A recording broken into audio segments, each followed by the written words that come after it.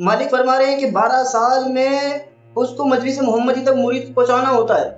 और 12 साल में हुजूर का दीदार तो बहुत दूर की बात है, 12 साल में ख्वाजा मुइनुद्दीन चिश्ती अजमेरी हिंद का दीदार नहीं हुआ मुझे आज तक। अस्सलाम वालेकुम, नमस्कार, सत श्री अकाल। ओ भाई, मैंने बोला था 10 कमेंट करने के लिए, लेकिन लोगों ने तो 110 कमेंट कर दिए। मैंने कहा था कि मैं आपको बताऊंगा कि मेरी शुरुआत कहाँ से हुई। आज से 12 साल पहले जब मेरे बड़े भाई एक मुर्शिद के पास जाते थे, तो मेरी वालिदा ने कहा कि तुम भी जाया करो। मैं भी जाने लग गया। फिर मैं 7 हफ्ते के बाद मैं मुरीद हो गया।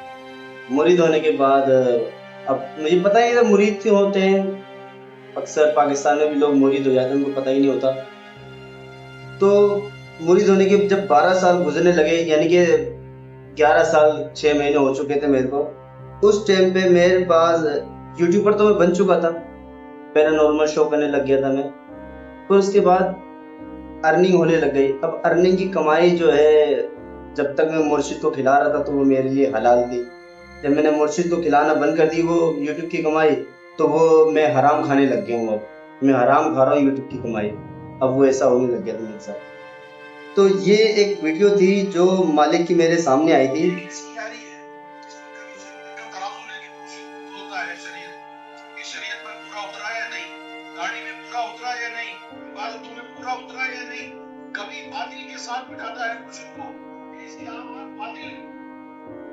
ये फर्स्ट टाइम वीडियो मेरे सामने आई, सही थी। अब इसको देख के जब मैंने क्लिक नहीं करा था तो शॉर्ट वीडियो मेरे सामने थी, और मैं आपका जो चेहरा मैं देखने लग गया वो से कि बड़ा ही यूनिक चेहरा जो मैंने जिंदगी में पहले कभी नहीं देखा ना। मैंने कभी इसके बारे में कभी सुना। हालांकि मैंने इतना टाइम पीरी मुरीदी में गुजार दिया, मैंने कभी सरकार गौहर शाह के बारे में सुना ही नहीं था। लेकिन हाँ, बीच बीच में जो है ना, मुझे ऐसा महसूस होता था जैसे कुछ चांद को कुछ है, कुछ तो है चांद पर, लेकिन मुझे समझ में नहीं आता था क्या है।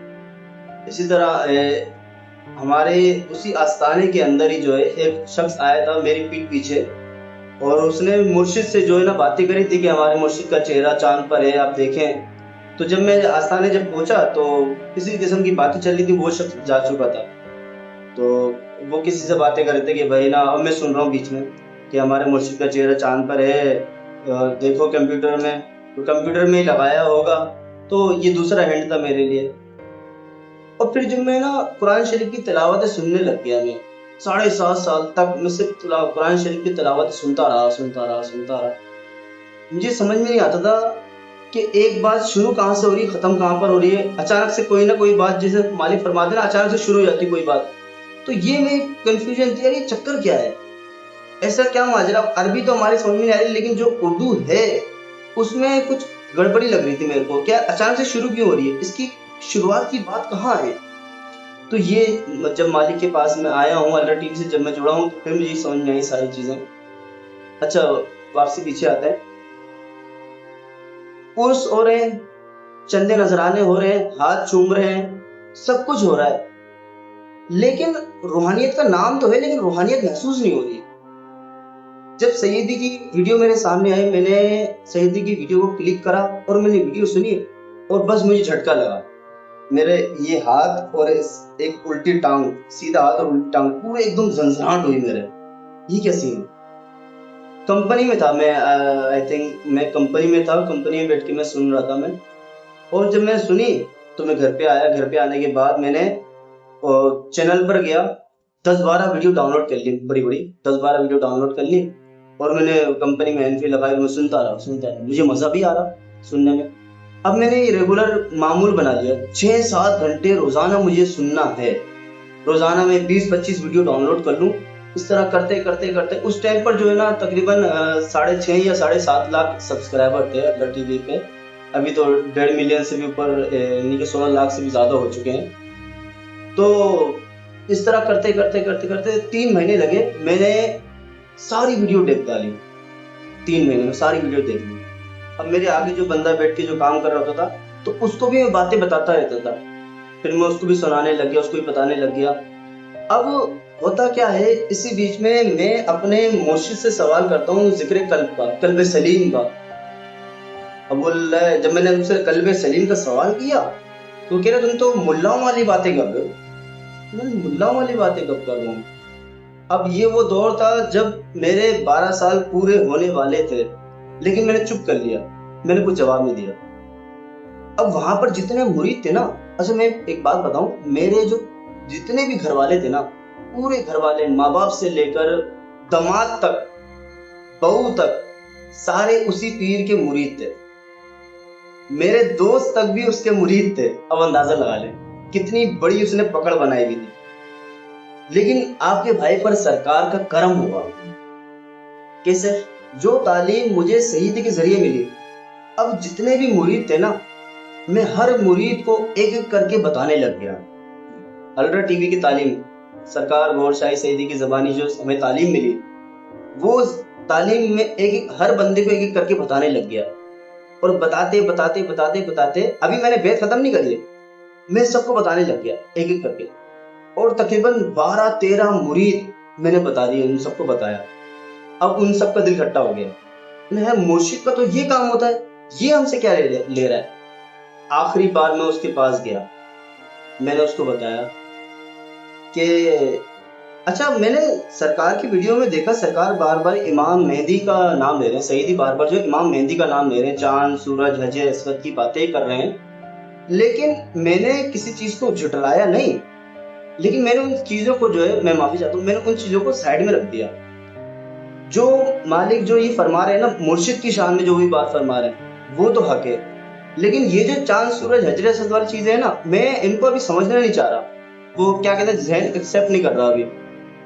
तो वो भी हक ही फरमा रहे होंगे, लेकिन ये जो फरमा रहे हैं ना, ये मेरे दिल में उतर रही है बातें सारी। तो मैंने सोच लिया था बाबा अब इसको जो है ना तिया पाचा करना है मुर्शिद का। जो मुर्शिद की शान बता रहे, जैसे मिसाल देता हूँ मैं आपको एक, कि कोई शख्स अगर ये बता रहा है कि यार बीवी आपको सुकून देती है, बीवी आपको प्यार देती है, बीवी आपका ख्याल रखती है।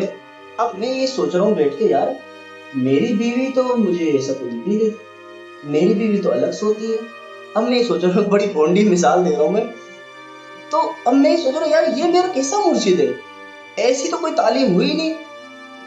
मालिक फरमा रहे हैं कि 12 साल में उसको मजलिस मोहम्मदी तक मुरीद पहुंचाना होता है, और 12 साल में हुजूर का दीदार तो बहुत दूर की बात है। 12 साल में ख्वाजा मुइनुद्दीन चिश्ती अजमेरी हिंद का दीदार नहीं हुआ मुझे आज तक। यार ये कैसा सिलसिला है। हम चिश्ती सिलसिले को बुरा नहीं कह रहे, लेकिन ये मुर्शिद कैसा है जिसने अभी तक ख्वाजा साहब का दीदार ही नहीं करवा सका मेरे को। हुजूर का दीदार तो बहुत बड़ी बात है, मौला अली का दीदार तो बहुत बड़ी बात है। मैंने उससे पूछा मुर्शिद से, ये कल्बे सलीम क्या होता है, ये कल्बे सलीम कैसे बनेगा। तुम तो मुल्लाओं वाली बातें कर लो। मैंने, ये मुल्लाओं वाली बातें नहीं है, मुर्शिद का काम होता है कल्बे सलीम बनाना। और ये कल्बे सलीम कब बनेगा, ये तो नहीं बना अभी तक। तुम अजीब अजीब से बातें करने लग गए हो, फिर में उठ रहे बैठ रहे हो। अच्छा, उससे पहले जो है ना, मैंने यही सईदी की वीडियो, यही शॉर्ट वीडियो यही वाली उसको भेजी थी। ये लास्ट मुलाकात से पहले ये मैंने उसको भेजी थी, लेकिन ये वीडियो वो हथियार के तौर पे इस्तेमाल कर रहा है और अपने सारे मुरीदों को भेज रहा है। देखो मुर्शिद की कैसी इज्जत होती है, कैसा अदब होता है, क्या मकाम है मुर्शिद का। अब वो फंस गया खुद ही। अब हम तो सारी चीजें अदब कर रहे हैं ना उसका। हमने 12 साल उसको सर पे बिठा के रखा, उसकी हर तरह से खिदमत करी, दबाने से लेकर, माल से लेकर, जान से लेकर, हर तरह से मैंने उसकी खिदमत करी। लेकिन अंदर की चीजें तो मुनव्वर ही नहीं हुई हमारी। अंदर से तो वो शैतान का शैतान ही रहा हमें। उसने मुझे कहा कि तुम मौलवियों वाली बातें करो। मैंने कहा अच्छा ठीक है। थोड़ी देर के बाद महफिल होने वाली थी, मैंने कहा अच्छा मैं आता हूँ जरा, अल्लाह हाफिज। बस मैंने सरकार से, बल्कि इखलाक भाई थे, हज का दिन था, हज के दिन मैंने जिक्र लिया, कॉल करी, कॉल करने के बाद जिक्र लिया। और मुझे 3 दिन तक, ईद आ गई थी, 3 दिन तक, 3 रातों तक बेतहाशा नींद आई, बहुत नींद आई। और उन्होंने मुझे समझा दिया था कि ऐसा हो तो ऐसा करना, ऐसा हो तो ऐसा करना। तो अच्छा, जिक्र तो मुझे महसूस हुआ, लेकिन जिक्र में जब वीडियो सुनने लग गया था ना, शुरुआत में 15-20 दिन हो गए थे मुझे वीडियो सुनते हुए, तो मुझे जिक्र महसूस होने लग गया था। मैंने कभी चांद, सूरज, हजर असवद इन तस्वीरों को मैंने कभी देखा भी नहीं, और मैंने सईदी की बातें सुन के जिक्र ले लिया और जिक्र चलने लग गया, और मेरा ईमान उनकी जबान पर कायम हो गया कि ये जो फरमा रही हक फरमा रहे। ये चांद, सूरज, हजर असवद वाली तस्वीरें ये मैंने बाद में देखी हैं और दूसरों को भी दिखाई हैं।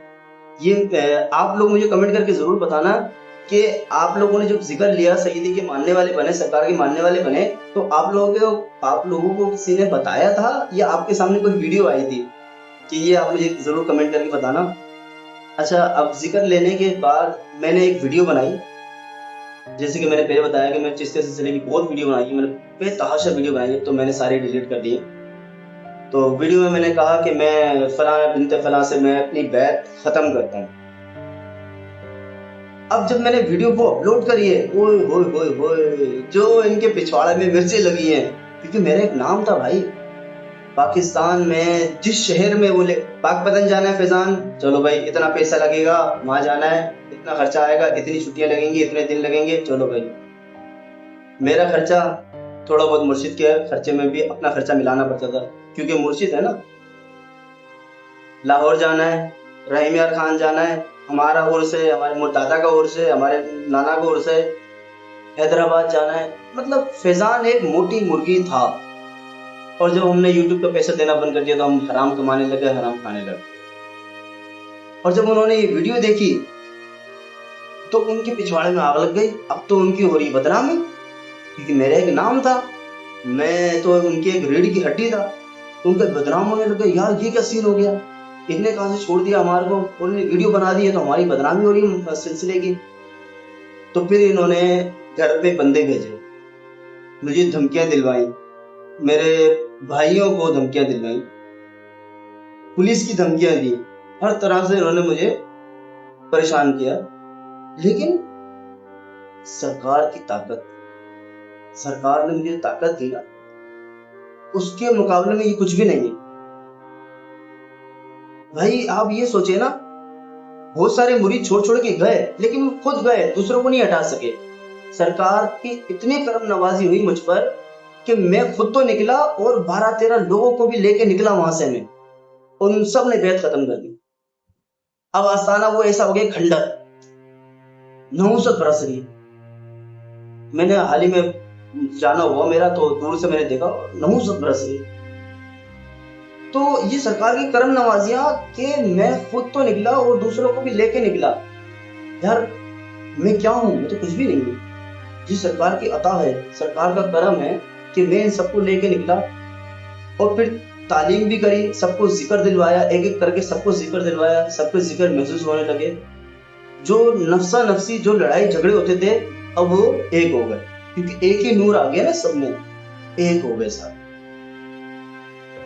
तो फिर उन्होंने मेरे को कॉल करके बुलवाया कि भाई आप आके हमसे बात करो। उनके मुर्शिद के मुर्शिद ने मुझे बुलवाया कि तुम आओ, हमें तुमसे बात करनी है। बंदे पहले उन्होंने बंदे भेजे घर पे, तो मैंने कहा नहीं आप जाओ, मैं खुद आऊंगा।